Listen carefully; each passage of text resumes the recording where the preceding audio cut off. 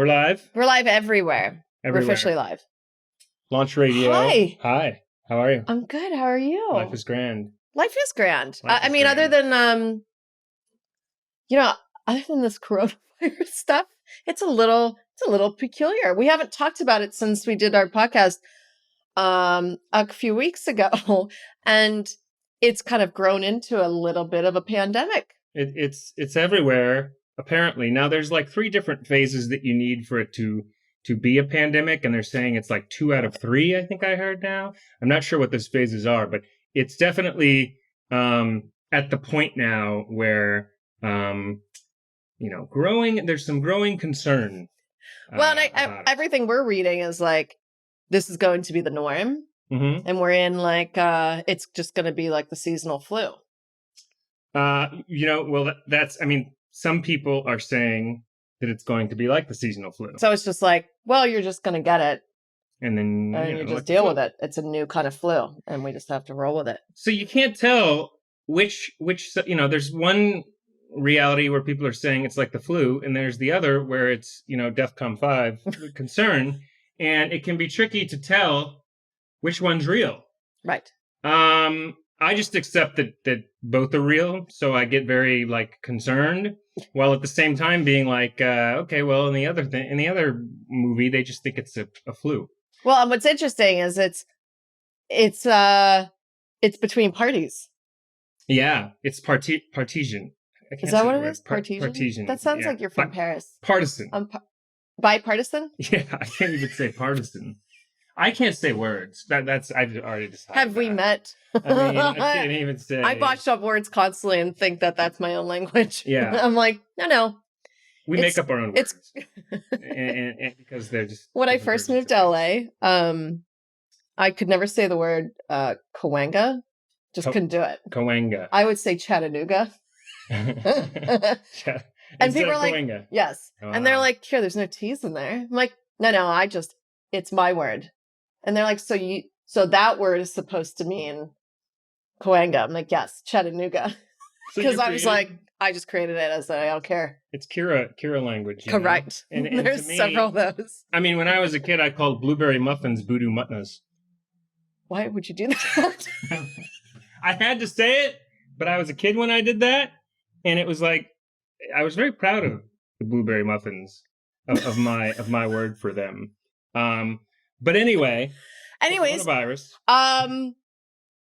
The Geoff and Kira show. Geoff and Kira. Episode 35. Episode 35. We are now Geoff and Kira. We were kind of Geoff and Kira anyway, but it's like we needed to kind of brand it like that. And it's still Rockets, still Division of Launch. We're keeping all of that, but we're going with Geoff and Kira because Geoff and Kira bring you the weekly fun times. It's the weekly talk show. It's the weekly riff on everything, and we bring the excitement and the riffing. Correct. So it's the Geoff and Kira show now. The Geoff and Kira show. So welcome, Geoff and Kira.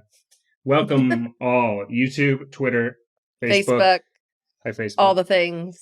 All the things. So we're excited about that. And so yeah, Corona is interesting. We'll see how that evolves. But today is I thought is a really great topic to talk about and very in the now, in the present, in terms of things that influencing and YouTubers and all of that kind of stuff is like, it's so new still. We don't know what the future even looks like, let alone the present.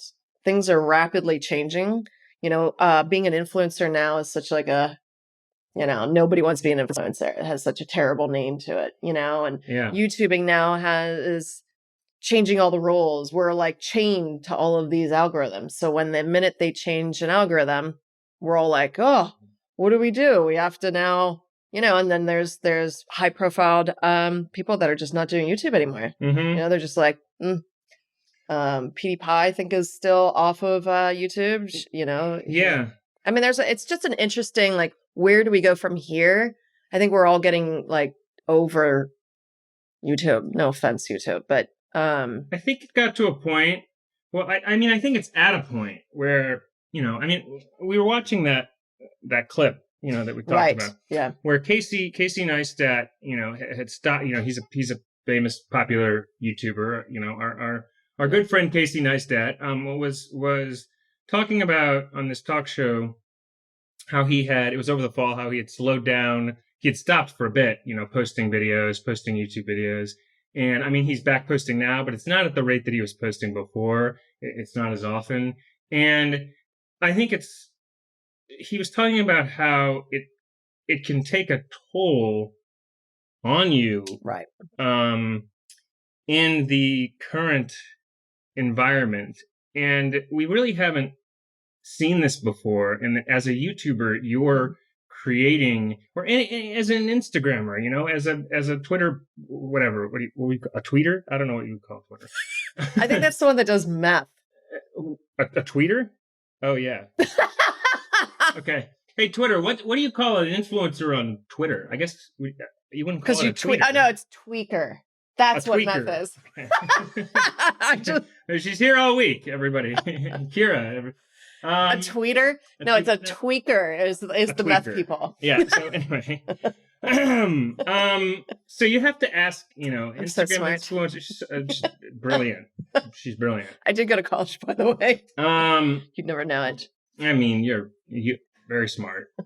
CAA, Google, Kira, you're smart. Mm-hmm. Anyway, but I think that whether you're an influencer on YouTube, Instagram, Twitter, Facebook, whatever, like we've never had this place where you're in charge of everything from, creating your identity on it to the script you're going from to what the next episode is, right?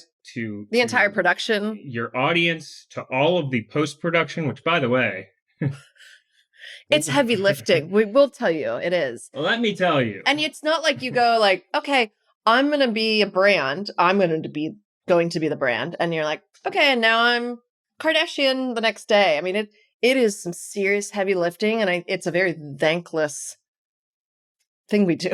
Yeah. To be honest. And I think because it's so new and, what Casey was talking about is like, we don't know the ramifications mentally of how it affects YouTubers and, these stars and these influencers, if you, so to speak, because you're putting yourself out there as your own self. And it's so overwhelming that you get exhausted by it, and then people are like, oh, your life is so hard. You create content. It's like, no, it's actually extremely difficult. And I've gotten into arguments with some people and even like my family. They're like, so what did you do today? I'm like, I wrote content for whatever. And they're like, oh, that's it. And I'm like, hey, it actually takes a lot of work, what we do, And then you've got this weird between where you're not famous enough to be pulling in like a shit ton of money, but you're like kind of in the cusp, but you're still having another job. And then you're like trying to make it all work. It's very, it's hard to explain it to people if you're not in it, because they just don't understand. It's not just turn the camera on and, do a little dance or whatever. Like it's, like people think it's just like, that it's that simple and it's really not, and also what Casey was saying, forever we've had Hollywood and movie stars and actors and that, but they weren't responsive, the their PR person, did the PR for them, which helped mold the identity of, Brad Pitt or Kate Winslet or whomever. You have publicists, you have assistants, you've got a whole slew of team. Yeah. And then you had, the post-production of movies and stuff, most of them had studios and production companies doing that. And a lot of it became their own production company. Look at the credits right after a movie. Look how long the credits are of how many people it took to create one movie. And some of these movies are fucking terrible. And look at the production and all the boom people and like massive amounts of money that just going to the production. When it comes to YouTube stars or any of us that do anything that we do in terms of like a brand, we are the brand, out there, we're doing literally everything. And you could make no dollars doing it, and you still do it because you love what you do and it's a passion, but that's the behind the stuff and then the ramifications of a mentally, like, you're seeing a lot of them burn out and they'll get big, and then they're like, I can't do this anymore. And then they'll just go away with their millions and never go back onto YouTube. And what's interesting to me is like YouTube eats that up. They eat people alive. Do you know what I mean? They have to have this cult following toward YouTube stars in order to get the audience numbers. And they just kind of, YouTube doesn't really care about you or me or anyone else or the stars. They're just kind of like sucking out all their energy so that they can push out advertising. Yeah. So these poor people, and not poor in the sense of financially, but these people that are really trying to get the numbers up and get engagement, it's a full-time job. And if you're not there with a production whole crew, it can be mentally exhausting, And I think that, that's what Casey, he was talking about that as well. And just how, where is this going as far as, for the influencer? What's next? Because he was saying on this that there's a whole slew of Vine stars, which is shut down. I mean, Vine doesn't even exist now. Yeah. That they're all like, kind of in the past now, and they like had their run. But I think it begs the question. Like I was thinking about while he was talking, that just like I think in current day, the ability to continue to reinvent yourself. And your brand and your just to keep reinventing yourself is so pivotal, because with people's attention span being so short, and with all of these networks, if you're a creative in creating yourself and developing yourself, I think that stands out in society today. And I think that the influencers who are surviving, and I don't know where influencers going long term. I mean, we're influencers, so we can't we can't diss influencers. Right. I love all my influencers that I talk to all the time, but I think it brings to the question of like how to keep reinventing yourself, because you're the brand, and that's a tricky question, and it's hard to do for a lot of people. And the long-term ramifications as to where that's going are very interesting, because actors and actresses had people creating their who they are. Yeah, their whole identity. Whereas we're putting out our entire identity. We're 1000% authentic to who we are. But what toll does that take? You almost have to put up a glass so that it's not, I've been stopped on the street. People recognize me, and I'm not going to say I'm super famous and all the way up there, but then there's that like, I'm like out, and I don't want to talk about men, you know what I mean? I don't mind talking about men's advocacy, but then I get home and I'm fucking drained, or like the amount of energy you put toward things and talking to people when you're out and about. And I love that.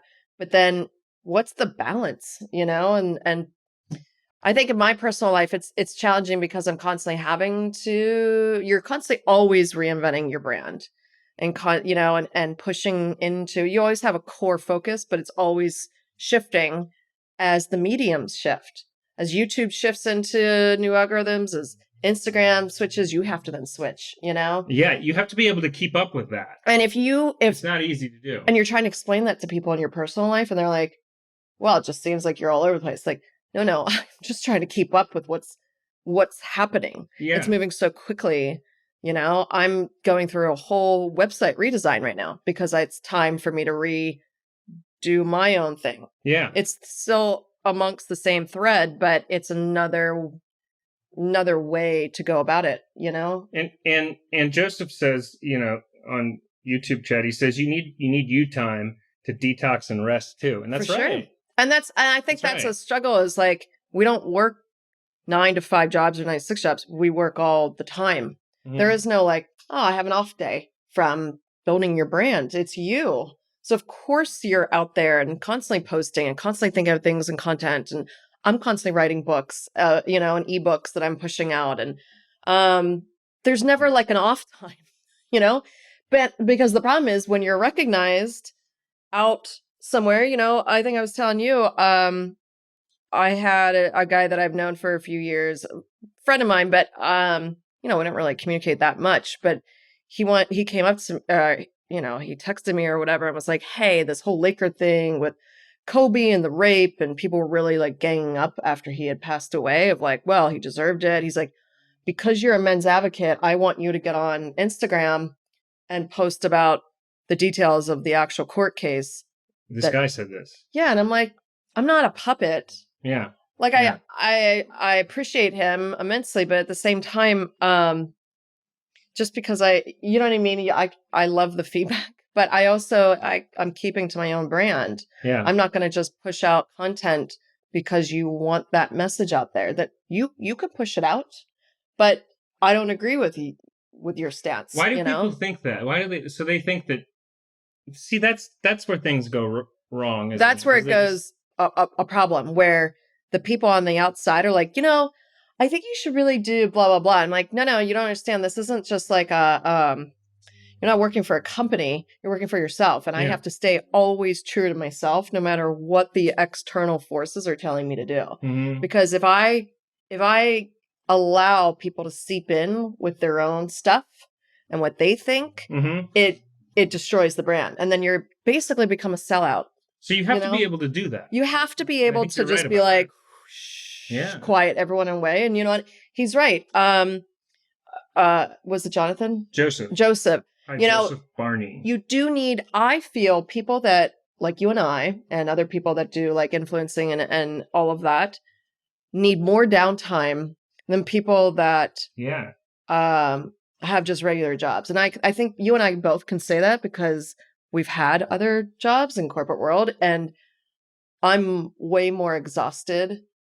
I'm much more passionate and I love what I do, but I'm way more exhausted and I need much more of a self-care than I did before. Yeah, that's understandable because you're having to constantly be on with that. I'm constantly on. If I go out and they want to talk about men's advocacy when I'm out at a bar, I'm now all of a sudden on. Now I'm K for Kira. And it's fine. K for Kira and Kira are the exact same person, but where's the downtime? You know what I mean? Where's the break? Where's the glass between you and that? Yeah, and I think that's a good point. And it reminds me of I read a Gary V article. Now Gary V is I really like Gary V, and I've written about him in columns a lot. I actually call Gary V the modern day Shakespeare. That's like my nickname for him because he's the guy. He's very similar to how Shakespeare was. I mean, from what we read in history, he's very similar to how Shakespeare was in the language of social media. He's the original guy that was like, go out and do, he kind of created his own language around it with like documenting stuff. And Shakespeare created his own language as far as like art and theater. I mean, Shakespearean was its own language of sorts. And Gary V was doing that initially with social media, but he had this column a few years back where he said, document, don't create. Right. Do you remember this article or did you see it? He's been pulling out recently a lot. He's getting really fiery about people posting things that they feel will jump their numbers and not being authentic to their content. I can tell his posts recently have a lot of that vein, like where he's getting annoyed of seeing people like, they feel like they're so consumed about the numbers and the, likes and the engagement that they're posting content around the numbers and not their true authentic self, which you and I post whatever I want and whenever I feel. Yeah. And I would never, ever sell out to where I'm like, oh, I need to get 100 likes for this. So I'm going to switch my content. I've had people tell me that and give me opinions that I should change. Like, maybe it's time to try to get likes, to try and get more engaged. Like, to maybe you should switch your brand into a little bit something different now. I'm like, no, you have to be able to put those like earmuffs on and be like, no, this is who I am. You have to be 100% authentic. And Gary's right when he talks about that, where it's like, don't create content in order for the numbers to go up. You create it because you like it and you want it out there. If one person sees it, great. Who cares? That's right. And he's right about that. And then, I actually wrote an article, which was funny. I kind of did it as, it's kind of a prank article. So if you see it online, you'll know once you read the article. But the title of the article is, yes, you should buy social media followers. And the reason I titled it that is because once you start reading, I'm like, go ahead, buy them, buy social media followers, and see what difference it makes. Right. So see what it does. Because if you buy the social media followers, it ain't going to change much. Well, and Instagram doesn't allow it anymore. I mean, they're like, it ain't going to change much. So go ahead and do it and realize that that's not what counts. I mean, it proves that that's not what counts. Well, and that's why Instagram has taken upon themselves to say, you know what? We're going to start hiding your likes because you guys are so consumed with the likes, and they're realizing what a mental state that's causing in adults that are so consumed with like, oh, I didn't get 100 likes today. Now I'm depressed. And it's like, oh my God, guys, get some perspective on life of like, are you that concerned about your one image? But they created the monster. So now they have to figure out how to, okay, guys, step it back a bit. We realize we're an intricate part of your life, but let's not get crazy here. That's a good point, that they created it, and then now they're like, they're like, oh, reverse. They're like, whoa, we've noticed that this is completely out of hand now. Yeah. And so I think. Then where does it go from here? Well, is the question. I think listening to, to Gary Vee talking about documenting versus creating, and then I actually really, I tell people when they're debating about posting a tweet or posting an Instagram post because they're, nervous about it or they don't know what people think, the most engaging part of a tweet or whatever, an Instagram, a YouTube, is the moment before you post it where you're worried about posting it. So, because that's where you're most vulnerable. It's really smart. Because people like actors and actresses and stuff in movies, because the best actors and actresses, I learned this in acting class, are vulnerable and they show their flaws. And so when you're the most flawed as an influencer, that's what's watchable. Right. Like, that's what influences people. If you couldn't tell, when I got stuck in my hoodie, that was the most vulnerable that I've been on the show. So I'm like, it was a great moment. Sweating. I'm like, I literally can't get out of this. But it was terrific. I mean, that's like a funny version of what you just said, but it's like, it's true. It's just be you. But the problem is being you. Yeah, correct. Doesn't get, we don't really know the ramifications of what that's doing to us mentally. And we're seeing people exhausting out like this. There's the future of YouTubers is a very short window versus working in a corporate job for 10 years. You can't do YouTube for 10 years. You will burn out. Yes. And that's what's happening there. You see all these YouTube stars or influencers going up, and then they're like, then you don't see them again. And they're like, I can't, they're mental break, I think and you mentioned talking about the future of it, what's happening.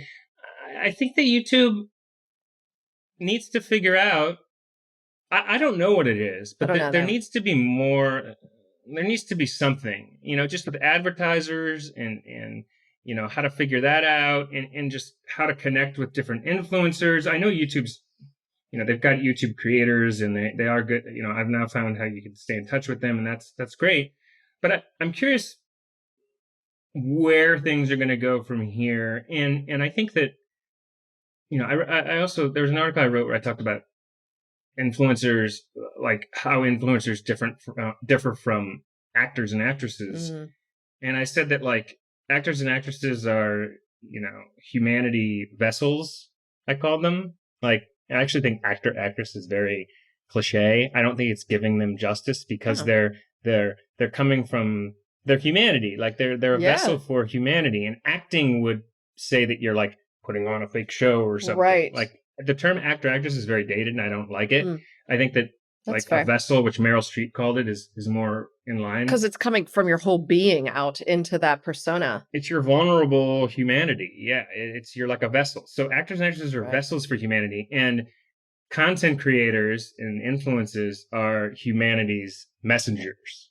So, Jeff, like you're vessel and so messenger. Smart today. You got sleep last night. I must have gotten more sleep. That's really great, though. That's outstanding. I love that. Really? Yeah. So it's how they're. It's how they're. The messengers of humanity. I love that. So it's how they're exchanging humanity, I guess, is the best way to put it. So which one's more exhausting? Or are they both the same? It's like silent. Everything has a progression to it, right? You know, I think Casey talked about it where there was the silent era movie stars. And interestingly enough, where I live in Los Feliz here in Los Angeles is where all the silent movie stars lived. And up the road is one of the largest mansions in LA of one of the largest silent actresses that back in that era. And like Charlie Chaplin, it's a massive house. It's called the Cedars. Mm-hmm. Not to tell everyone where I live, but it's massive. But then she fell. It was Mrs. Talmadge, or Miss Talmadge, that owned the place, and there's streets named after her. But once silent movies turned into talkies, as they called it, she fell off the radar. Her voice, the minute she started talking, it was like, oh. But she was an amazing silent actor, so she was. That's interesting. So then she couldn't go into talkies because it was like, oh, it just wasn't good. Mm-hmm. And then so she was gone.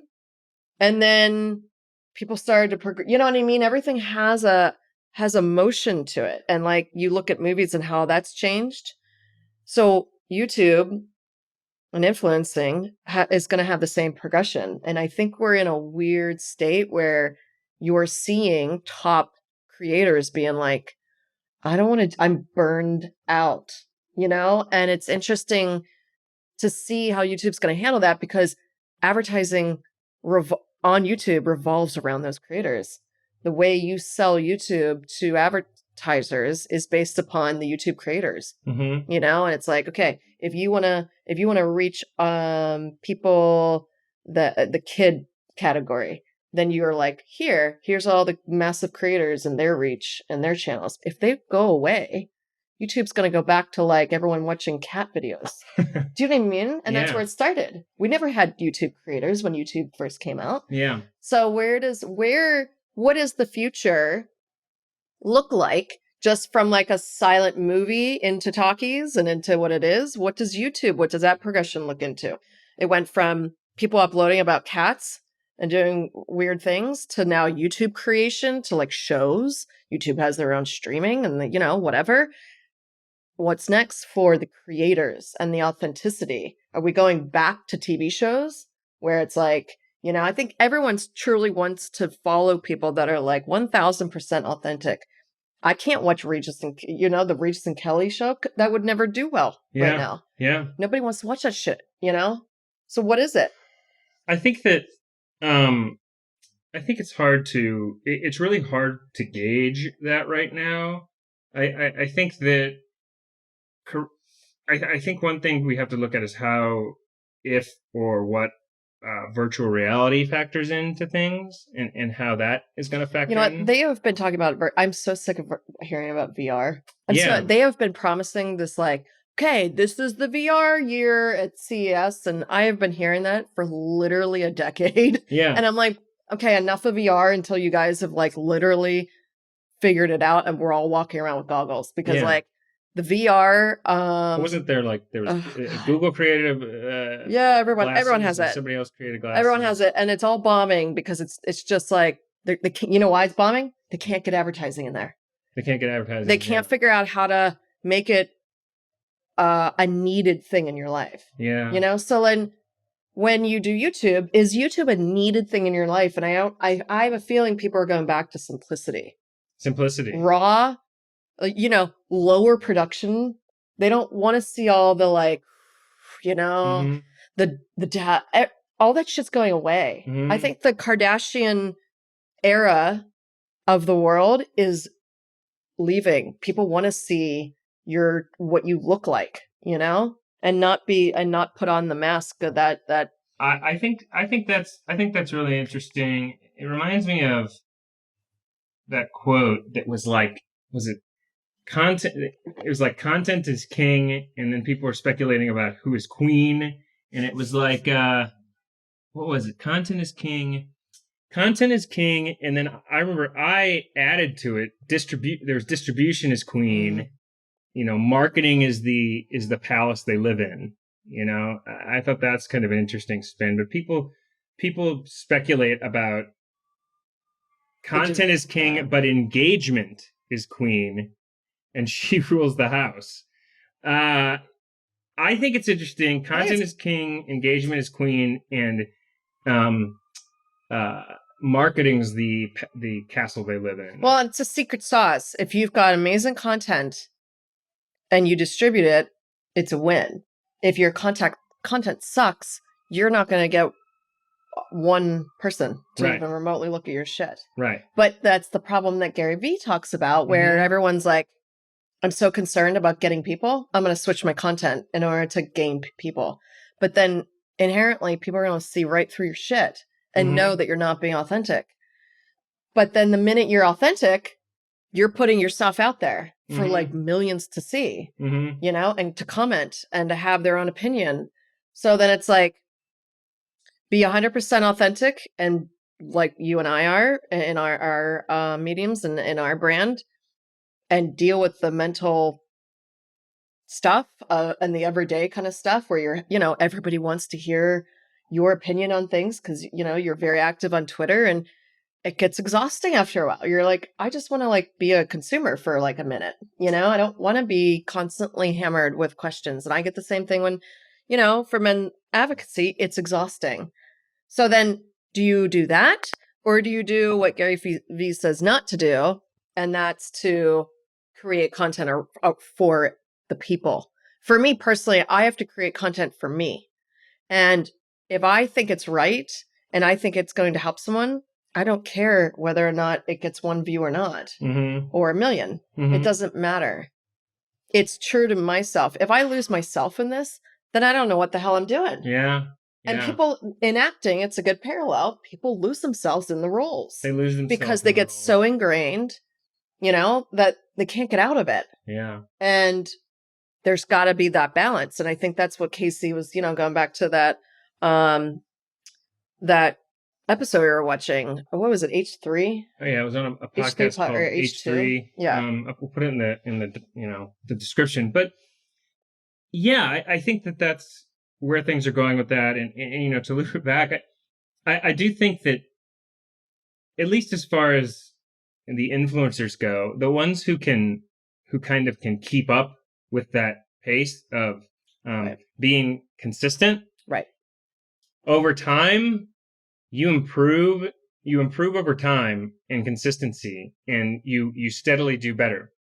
But here's the one thing about that, is we never hear about the ones who were consistent forever, and we never heard about them because we didn't hear about them. Correct. So it's easy to say, oh, 10 years ago, who are my buddies on there? You know, there's that, you know, Sean at Media Matters, and Roberto Blake, and Amy Landino, and Sunny Lenarduzzi. Like, you look at these YouTubers who I type with, they're all wonderful. Mindy the Lion, who died in a waterfall, who was the first YouTuber that I communicated with, and she gave me really good advice. Mindy the Lion, through Instagram chat, and we would talk. And then a few months later, there was that news where she fell over a waterfall in Canada and died, her and 2 other influencers. Oh, shit. I couldn't believe it. Mindy the Lion. And she was so nice to me in Instagram chat. Oh, how awful. She's a good friend of Sunny Lenarduzzi. But, you know, I would get advice from them early on. And we hear about the ones who were consistent for a long time doing it, but we don't hear about the ones who were consistent for a long time and kind of haven't emerged with a following. And they still doing it? Or are they still doing it? That's the question. I don't know if they're out there. They must be out there. I have to imagine you just burn out and you're like, well, no one's interacting, or you start changing your content. And, you know, or you start changing your content, or it also kind of makes you wonder if, like, I know this is going into sci-fi, which we like to go into on Geoff and Kira, but you also wonder how much the AI and the algorithm is to some degree like deciding for us. Like, how much is the AI not on purpose, but it's like pushing things because 100%. It matches, like, from tweets to Facebook to any the minute we network. Talked, you know, I mean, we didn't even tell our viewers and listeners that the minute we posted the coronavirus stuff, we were demonetized. Yeah, they didn't take it down. You couldn't monetize on it, and it's like, I'm sorry, it's not a conspiracy theory. Coronavirus isn't like, you know, the world is flat. It's actually a real thing, right? And for them to demonetize, like, that's insane.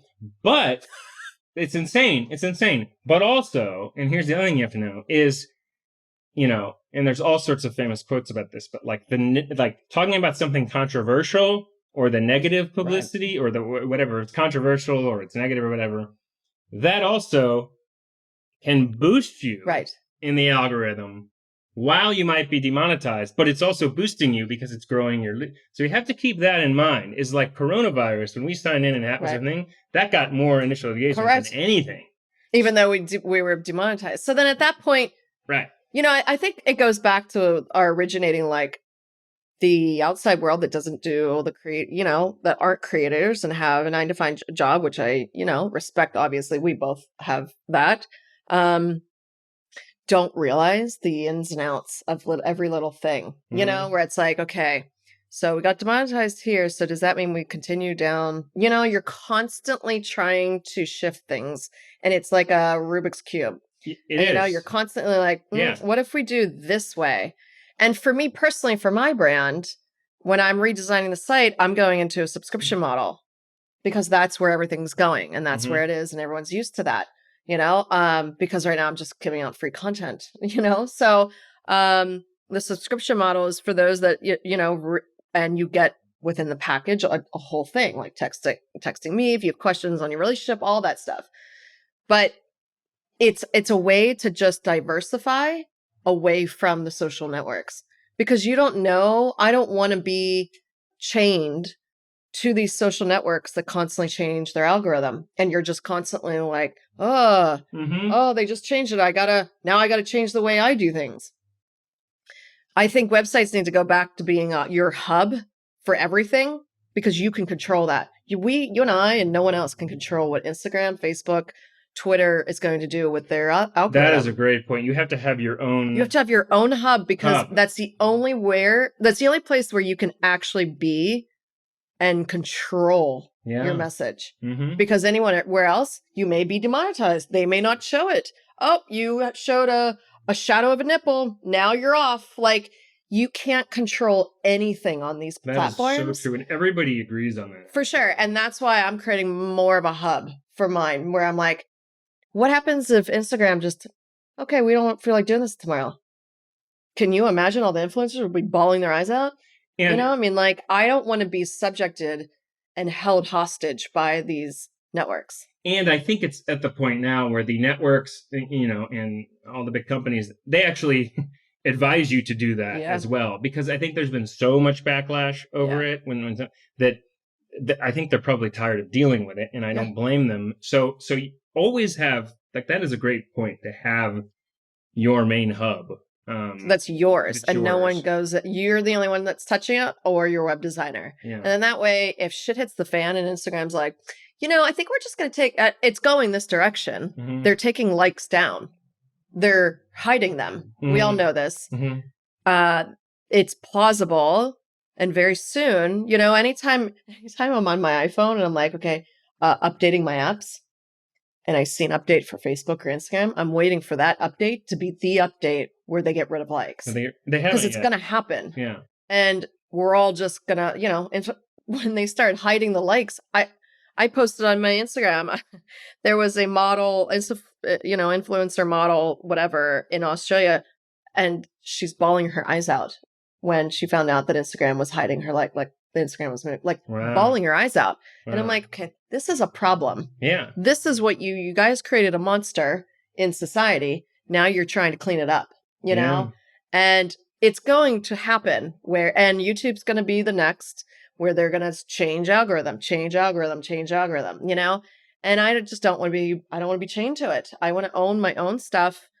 I will still be on all the platforms, but I don't want Instagram to be my hub, Well, 100%. And I think that's important to do. And it also just begs the question, as we, wind down here. I also think, like, is the algorithm kind of running the people, or are the people running the algorithm? So is the algorithm going off what people are watching, which is totally feasible because people are watching what they watch, so the algorithm behaves accordingly? Or is the algorithm deciding what the people get to watch and showing them accordingly. There's a lot of debate about that. And I think to talk about the question of where things are going, I think things, I proposed on Twitter recently, and the actress Piper, what's her name? Piper, she's in the Coyote Ugly. Peter Piper picked a peck of pickled peppers or something. Oh, that's pretty good. Something about Peter Piper from the Coyote Ugly. I think it's Piper. I don't know. It's Piper Paraboo from Coyote Ugly. That's it. Jesus, so there's a lot of peas in there. So Piper picked a peck of pickled peppers. Piper Paraboo really thought it was interesting. Like, she wanted to know more. And some other people responded too about this social media constitution of sorts, where you could somehow have a rule set digitally of how people communicate or something. Wow. And it would be something like a digital social media kind of to get everybody just balanced, so it's not so much the Wild Wild West. If it wasn't a black box. A black box. You'll have posts that you're like, there's nothing wrong with this post, and it'll be like, you can't contact anyone on Instagram. There's nothing, there's no nudity. They'll just be like, we just take it down. I'm like, but you can't, there's no, like, there needs to be a rule set. There's nothing, and YouTube does the same thing. Twitter, not so much, because they like all the back and forth controversy on there. But it's so weird how, and the problem is we're all chained to it as influencers and creators. We're all chained to these algorithms that we don't even know how they work. Yeah. Yeah. And so I think that some type of a rule set could be interesting. But I don't know how they would do it. I tweeted it to Jack and the other Twitter guy. What's his name? The Miz or the Biz? The Twitter founders. You can see my dumbfounded look. The Miz is a professional wrestler. So here we go with the names and all that again. His name's Biz something. Biz Stone, I think. Biz Stone. Piper Pear.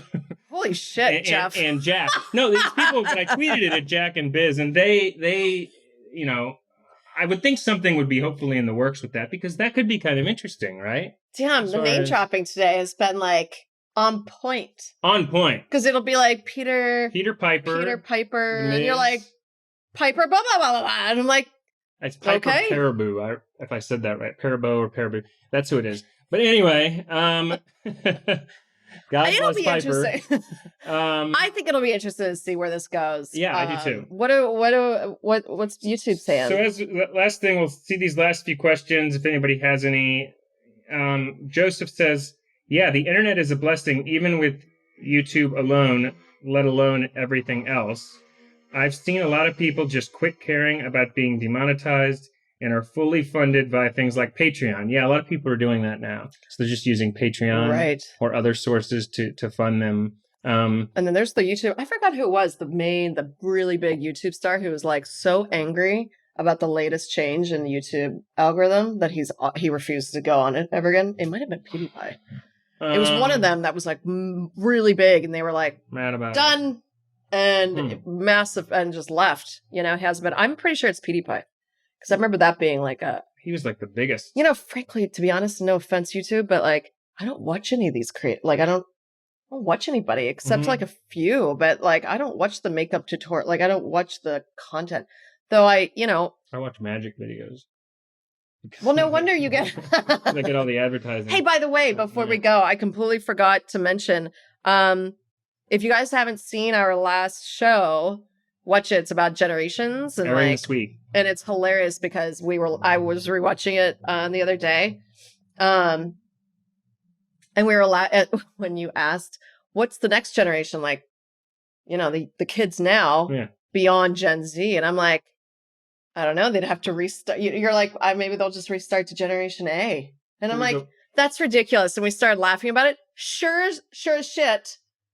There's an article that came out a couple days ago that like, they're now called Generation A. And I'm like, we're editing the simulation as we go along. Simulation theory, like, Kira we work up in the control room and we just like click little things and it's so funny. Things. And now, so there is a Generation A, and it's like the 1990s, I don't even know at this point. 1997 to now? No. Would that be 20 years?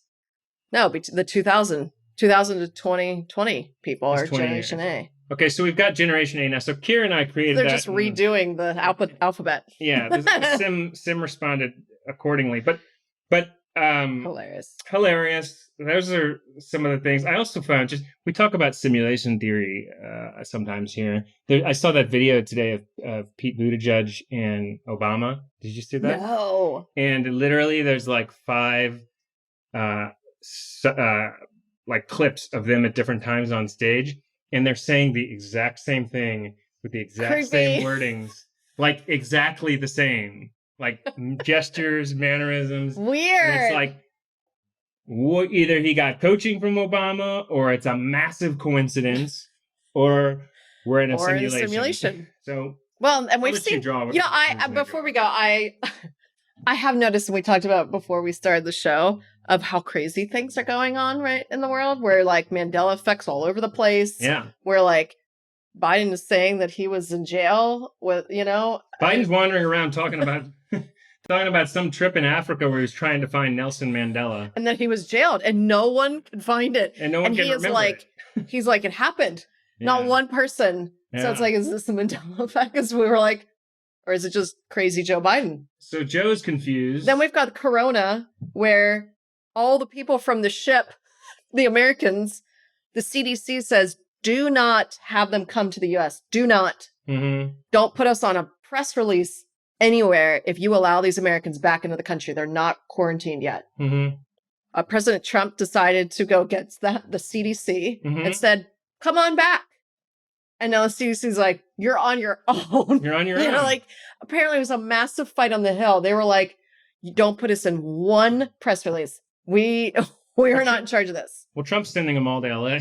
They're all sending to LA. We're gonna get the coronavirus, with our masks and everything. And Geoff is like, I got my he's like so stoked about his mask. He's like, I got my mask, I'm good. The rest of us, everything. My mask and my bottles of water. So there's just a lot of peculiar, like I could go on and on. This week's been a very weird. It's been a simulation week. There's other things. Fuck, what's his name? Which one? What's his name? Quito? Oh, the kid who there's 2 realities. Quidian? Once you start seeing the 2 realities, you'll start seeing the 2 realities or more realities, like in every issue. Is he 9? Is he 18? We still don't know. It's almost a week. We have no idea. Just pick a reality. Like y'all already did. So I don't know why you think that the other reality isn't there.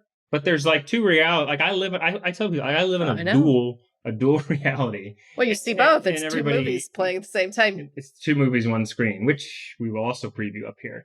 Anyway, thank you guys. Yes, this is fun. The official launch of Geoff and Kira. Official launch of Geoff and Kira. Our next episode, we are going to have... we have a guest. A guest.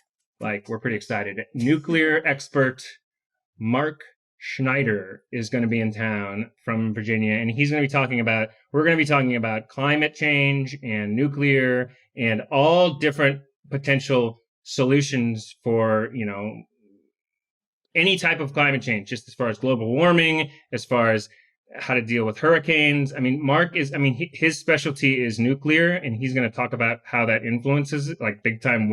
So we're going to be focused on that, but we'll be open to all things. And we want to hear from you guys. We want to talk to you Mark Schneider's going to be here. We're very excited. Super excited, especially all the news coming out about Antarctica, melting, and we're going to deep dive into that. And I think, that's definitely going to be a really hot topic. I'm really excited to have him join it. And thank you, everybody, Grim, Joseph, everybody else who was in the room talking. It was great seeing you guys. We'll be back next week. Geoff and Kira. Thanks, Facebook. Thanks, YouTube. And thanks, Twitter. Here at Geoff and Kira, we're the future. And the future is Geoff and Kira. Bye, guys. I like that. Later. Bye.